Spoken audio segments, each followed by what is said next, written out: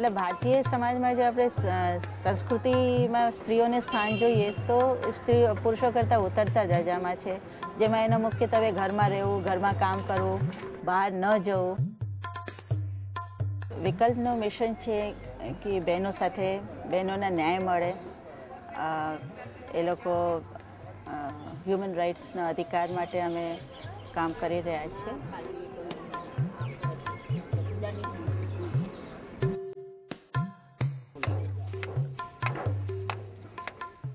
ચાલો દિલીપભાઈ આવી જાઓ, અમિતભાઈ આવ્યા છે. આમાં અમે દાંત કાઢો જોઈએ. હા, દાંત કાઢો દિલીપભાઈ બિચારા દાંત કાઢે. The Nari Adalat, or the Women's Court, is a court in which a lot of women from rural areas come forward with their problems and handle the conflicts that have been generated in the village vis-a-vis women.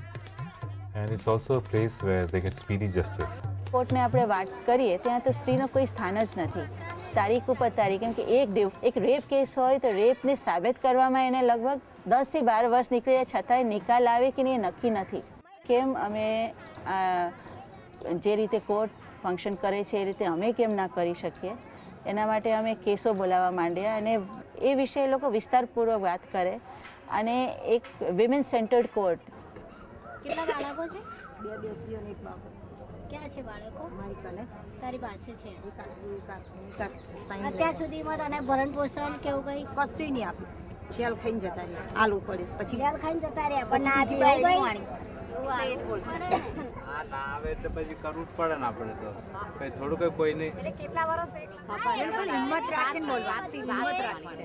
રડવાનું નહીં, બિલકુલ નહીં. અમે નહીં પણ મેં ભરેલું ઘર. જ્યારે આપણી અદાલતમાં તો પૈસા ના હોય, કમ પૈસા હોય તોય બહેનોના કહે છે કે બહેનો કોર્ટ કરતા પણ સારું કામ કરે છે. તારે તઈ જવું છે કે પછી એના જોડે કોઈ શરતો મૂકવી છે? શું કરવું છે? મારે કશું મૂકવું નથી, મારે જવાનું. એક શરત મને જુદું આપે તો જવા. દિલીપભાઈ જે મિલકત ઘર જે થતું હોય એ બધું તમે આપી દેજો ને આપણે ત્યાં ગામ સભામાં પણ અને કરશો તો સીધા જ હવે આટલા બધા બહેનો અને પોલીસ સ્ટેશન વગર હવે નહીં. અત્યાર સુધીમાં જે કર્યું છે એ બધું જે નિર્ણયો સ્ત્રીઓ લે ત્યારે એને કોર્ટ કોઈ ગણકારતા નથી.